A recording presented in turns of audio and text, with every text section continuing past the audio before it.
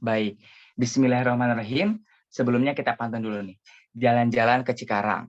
Jangan lupa beli kipas. Assalamualaikum warahmatullahi wabarakatuh. Di sini kami dari kelompok C akan memaparkan beberapa hal terkait dengan hasil pengujian yang telah kami lakukan, yaitu dari analisis kadar air, abu, protein, karbohidrat, lemak, fenol, flavonoid, dan juga antioksidan terhadap produk mie organik atau mie sayur.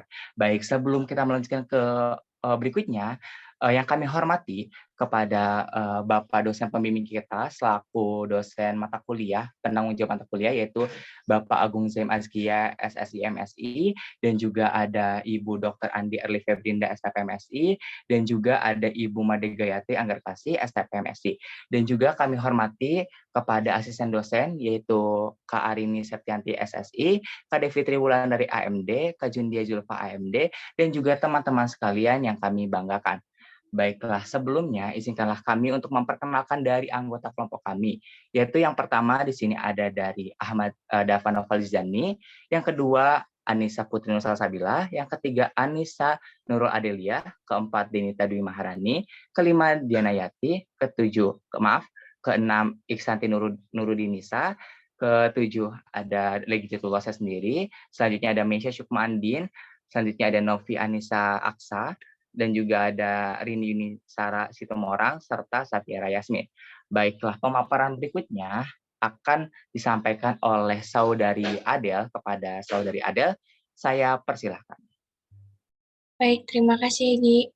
Nah, jadi di sini saya akan memaparkan terkait tentang pendahuluan penyusunan laporan ini, di mana pendahuluannya terdiri dari latar belakang dan juga tujuan. Nah, latar belakangnya, mie organik ini adalah salah satu produk hasil diversifikasi dari mie instan. Nah, mie organik ini terbuat dari bahan-bahan alami seperti bayam, sawi, tomat, wortel, dan lain sebagainya. Dan mie organik ini juga mengandung karbohidrat, protein, lemak, dan juga vitamin. Nah, tujuan dari penyusunan laporan ini yaitu untuk mengetahui kuantitas nilai gizi pada bahan sampel mie organik. Baik, selanjutnya akan saya kembalikan kepada Egi. Baik, terima kasih banyak pada Saudari Adel. Selanjutnya akan disampaikan oleh Saudari Vira. Kepada Saudari Vira, saya persilahkan. Baik, terima kasih lagi. Kemudian saya akan menjelaskan tentang kadar air. Next.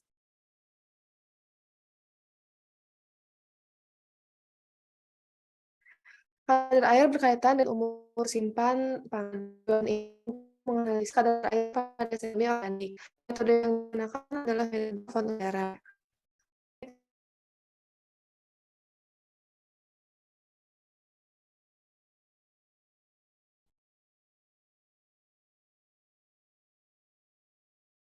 Kemudian di sini ada hasil pada basis basah dan basis kering. Pada basis basah kelompok 1 diperoleh kadar 10,725% dengan persen RSD yang lebih besar dibanding persen RSD-nya, sehingga hasilnya tidak dapat diterima. Begitu pula dengan kelompok 2 dan kelompok 3. Kemudian pada basis kering, kelompok 1 ini kadarnya 11,37% dengan persen RSD-nya 4,1047 dan persen RSD-nya 2,7761%. Sehingga hasil tidak dapat diterima karena persen RSD lebih besar dibanding persen RSD-nya. Next.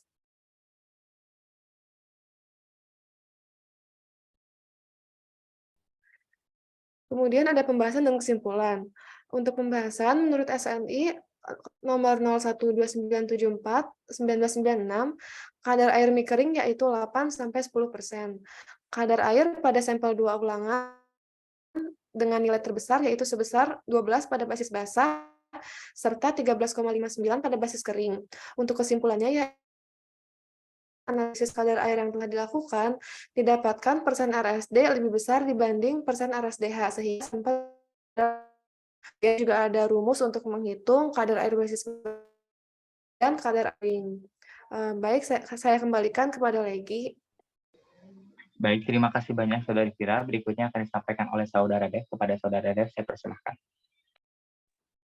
Oke, baik. Terima kasih atas waktunya yang Saudara Legi. Kemudian di sini izinkan saya menyampaikan materi dari kadar abu ini sendiri. Selanjutnya. Baik, seperti yang kita tahu bahwa kadar abu ini merupakan pengujian untuk menentukan jumlah dari mineral ataupun logam pada suatu bahan pangan. Nah, tujuannya yaitu adalah menganalisis kadar abu pada sampel mie organik dengan metode pengabuan kering dan pengabuan basah. Baik, selanjutnya di sini ada tabel data hasil basah, basis basah, dan basis kering. Di mana pada basis basah, pada kelompok 1 didapati kadar persen kadar abunya yaitu adalah 0,74 dengan nilai RSD lebih besar daripada RSDH, sehingga data penetrasi yaitu tidak dapat diterima. Kemudian pada kelompok 2 didapati kadar abu sebesar 1,175 dengan persen RSD lebih besar daripada RSDH, sehingga data presisi tidak dapat diterima. Selanjutnya pada kelompok 3 didapati kadar abu sebesar 0,48% dengan nilai persen RSD yaitu 0, sehingga nilai tersebut dapat diterima. Selanjutnya pada data basis kering dapat diketahui bahwa pada kelompok 1 dengan kadar abu persennya itu adalah 0,82 dengan persen RSD yang lebih besar dari persen RSDH, sehingga data tidak dapat diterima. Selanjutnya pada kelompok 2 dengan kadar abu persennya itu 1,34 dengan persen RSD yang lebih besar daripada RSDH, sehingga data tidak dapat diterima. Dan selanjutnya pada kelompok 3 yaitu kadar abunya sebesar 0,52% dengan RSD yang kurang dari RSDH, sehingga data penetrasi dapat diterima. Selanjutnya itu masuk ke pembahasan dan kesimpulan. Pembahasannya di sini yaitu adalah menurut Standar Nasional Indonesia atau SNI yaitu 0,129741996, kadar abu pada mie kering memiliki batas maksimal yaitu sebesar 3%. Selain itu, berdasarkan pengujian yang telah kita lakukan, diperoleh rata-rata terbesar yaitu didapatkan 1,175% pada basis basah serta 1,34% pada basis kering, sehingga dapat disimpulkan bahwa pada ulangan 3 menunjukkan sampel dapat diterima, sementara pada ulangan 1-2 itu persen RSD yang lebih besar daripada persen RSDH, sehingga sampel tidak dapat diterima. Selanjutnya dapat dilihat berikut adalah rumus dari kadar abu itu, yaitu ada W1 dikurang W2 berbanding W dikalikan 100%. Baik, sekarang saya kembalikan kepada Legi. Terima kasih banyak atas apa yang telah disampaikan. Berikutnya akan disampaikan oleh Saudari Meisya. Kepada Saudari Meisya, saya persilakan. Baik, terima kasih Saudari Legi selaku moderator. Selanjutnya adalah kadar karbohidrat. Next.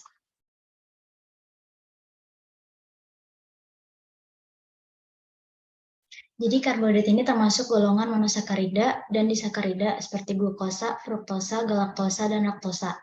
Tujuannya itu menganalisis kadar karbohidrat pada sampel mie organik. Metode yang digunakan itu metode log-score. Next. Berikut adalah hasil. Pada gula produksi memiliki kadar 12,781 dan persen RSD 6,3050 dan persen SDH 2,7257 yang berarti tidak dapat diterima.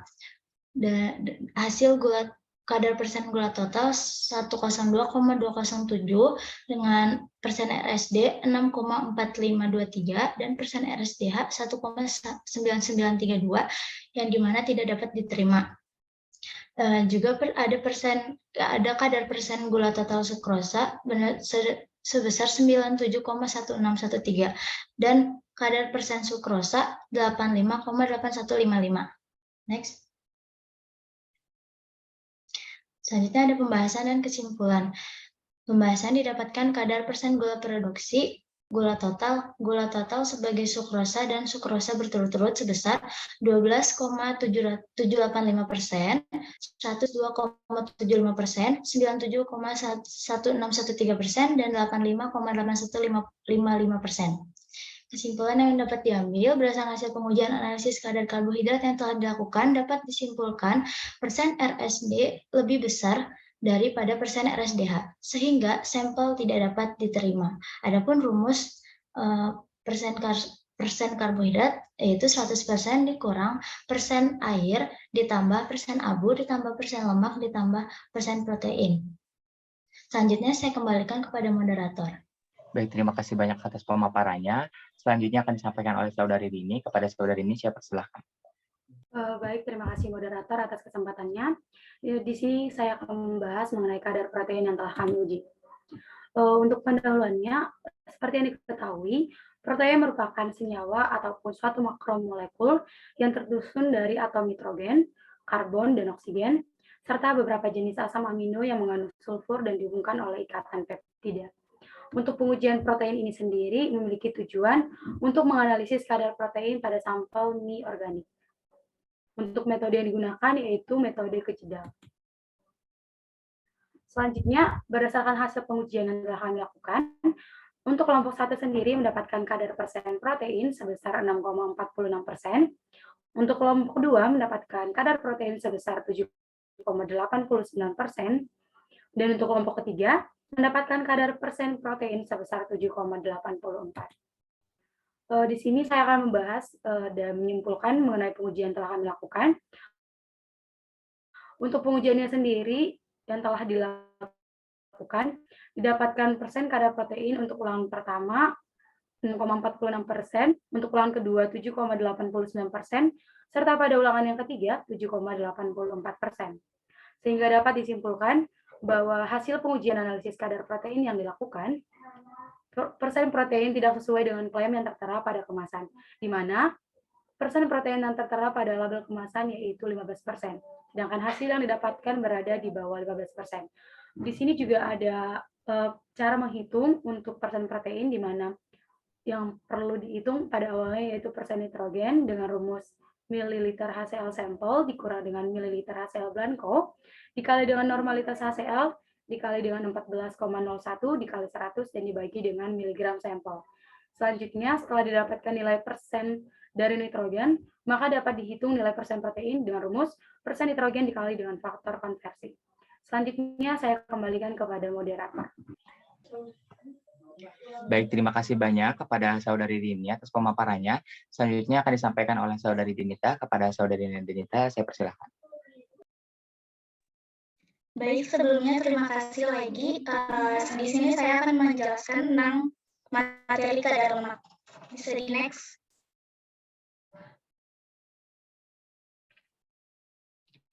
Lemak termasuk ke dalam sumber energi yang paling efektif. Dengan perbandingan 1 gram lemak akan menghasilkan 9 kalori, sedangkan protein dan karbohidrat hanya menghasilkan kurang lebih 4 kalori. Tujuan dari diadakannya analisis lemak di sini yaitu untuk menganalisis kadar lemak yang terkandung dalam sampel mie organik yang kami pakai dengan menggunakan metode soft lab. Mungkin bisa di next.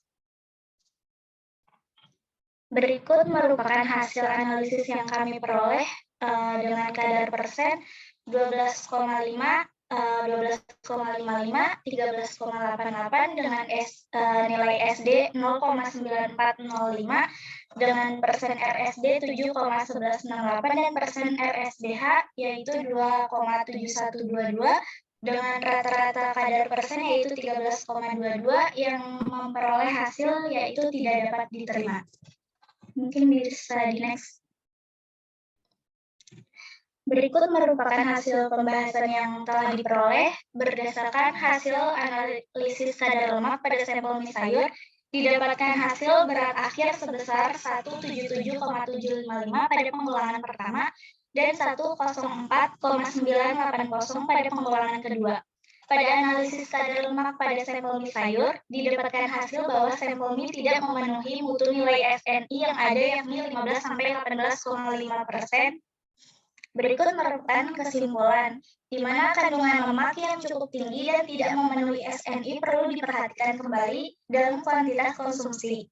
Data sampel lemak tidak dapat diterima karena persen RSD lebih besar dari persen RSDH. Berikut merupakan perhitungan untuk persen lemak, di mana persen lemak sama dengan bobot lemak per bobot sampel dikali 100%. Untuk selanjutnya saya kembalikan kepada moderator. Baik, terima kasih banyak Saudari Dinita atas pemaparannya. Berikutnya akan disampaikan oleh Saudari Caca. Kepada Saudari Caca, saya persilahkan. Baik, terima kasih lagi. Di sini saya akan menjelaskan tentang kadar fenol. Fenol terdiri dari struktur yang ditandai dengan cincin aromatik yang mengandung 1 atau 2 gugus hidroksil. Kemudian tujuannya ini adalah untuk menganalisis kadar fenol pada sampel mie organik dengan menggunakan metode spektrofotometri UV-Vis. Berikut hasil pengujian fenol pada sampel mie sayur ini berdasarkan sampel mie yang diuji didapat hasil kadar senyawa fenolik memiliki kadar di bawah 1%. Kadar fenol tertinggi hingga terendah berturut-turut didapatkan dari analisis 3, analisis 1, dan analisis 2.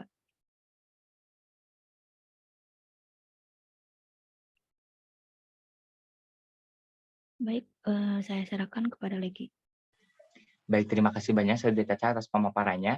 Berikutnya akan disampaikan oleh Saudari Novia. Kepada Saudari Novia, saya persilahkan. Terima kasih lagi. Berikutnya adalah kadar flavonoid. Boleh di next. Ini. Flavonoid merupakan senyawa pereduksi yang dapat menghambat banyak reaksi oksidasi. Nah, flavonoid ini memiliki kemampuan sebagai antioksidan. Tujuan dari pengujian ini adalah menganalisis kadar flavonoid pada sampel mie organik. Metode yang digunakan adalah metode spektrofotometri UV-Vis. Berikut adalah tabel hasil pengujian dari flavonoid pada sampel mie sayur. Dapat dikatakan bahwa kandungan flavonoid dalam sampel mie organik tidak banyak mengandung senyawa bioaktif. Kandungan flavonoid tertinggi hingga terendah terdapat pada sampel analisis kelompok C2, lalu sampel mie analisis kelompok C3, dan yang terendah pada sampel mie analisis kelompok C1. Sehingga dapat disimpulkan bahwa mie sayur hanya mengandung sedikit senyawa bioaktif. Nilai persen kadar fenol pada 3 kali ulangan diperoleh sebesar 0,1711 dan 0,1736. Selanjutnya saya kembalikan kepada moderator. Baik, terima kasih banyak Saudari Novia atas pemaparannya. Berikutnya akan disampaikan oleh Saudari Dini. Kepada Saudari Dini, saya persilahkan. Baik, terima kasih. Mungkin slide-nya bisa di next. Next, oke. Oh ya. Antioksidan ini merupakan senyawa yang dapat menghentikan reaksi propagasi radikal bebas dengan mendonorkan satu elektronnya sehingga senyawa radikal bebas sifatnya menjadi stabil. Pengujian antioksidan dilakukan untuk mengetahui nilai antioksidan pada sampel mie organik yang dilakukan dengan metode spektrofotometri UV-Vis. Next.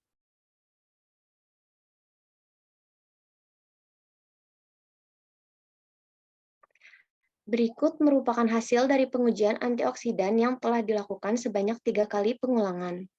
Next.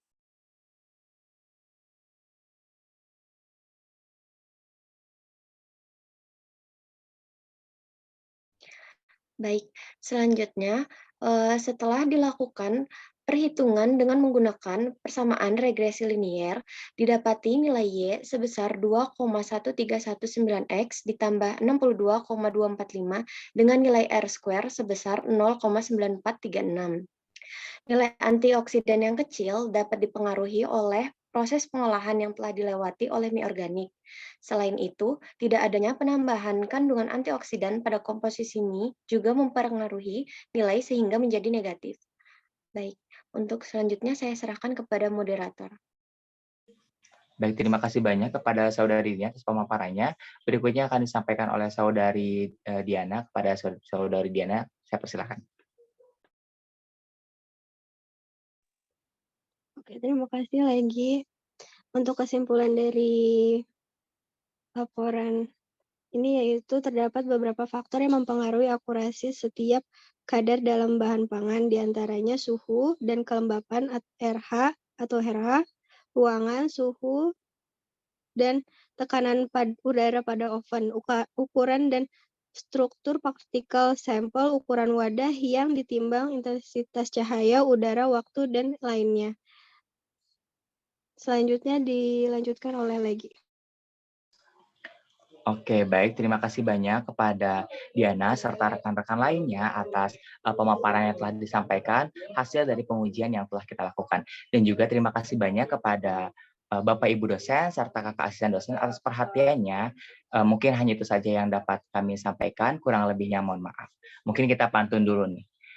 Jalan-jalan ke Cirebon, jangan lupa beli sarung bantal.